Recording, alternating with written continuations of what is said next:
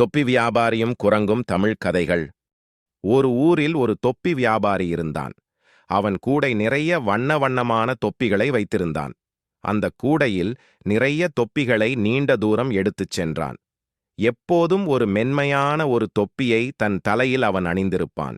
வழியில் அவன் மிகவும் சோர்வடைந்ததால் ஒரு மரத்தடியில் உட்கார்ந்து அப்படியே தூங்கிப் போய்விட்டான். அந்த மரத்தில் நிறைய குரங்குகள் வசித்து வந்தன. தொப்பி அணிந்த ஒருவன் மரத்தினடியில் உறங்குவதை அந்த குரங்குகள் பார்த்தன. மரத்தை விட்டு வேக வேகமாக இறங்கி கூடையிலிருந்து ஆளுக்கொரு தொப்பியை எடுத்து தங்கள் தலையில் அணிந்து கொண்டு மரத்தின் மேல் ஏறிக்கொண்டன. உறக்கம் கலைந்து எழுந்த தொப்பி வியாபாரி கூடையில் இருந்த தொப்பிகள் காணாமல் போய் வெறும் கூடை மட்டும் இருப்பதை பார்த்தார். மேலே நிமிர்ந்து பார்த்த வியாபாரிக்கு சிரிப்பு வந்தது. அங்கே உட்கார்ந்திருந்த குரங்குகள் வண்ணமயமான தொப்பிகளை ஆளுக்கொன்று தலையில் அணிந்திருந்தன.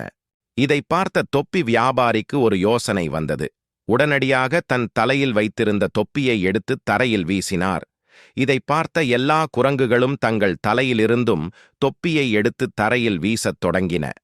வேக வேகமாக அத்தனை தொப்பிகளையும் எடுத்து கூடையில் போட்டுக்கொண்டு அந்த வியாபாரி சந்தோஷத்தோடும் நன்றியோடும் அந்த இடத்தை விட்டு புறப்பட்டார்.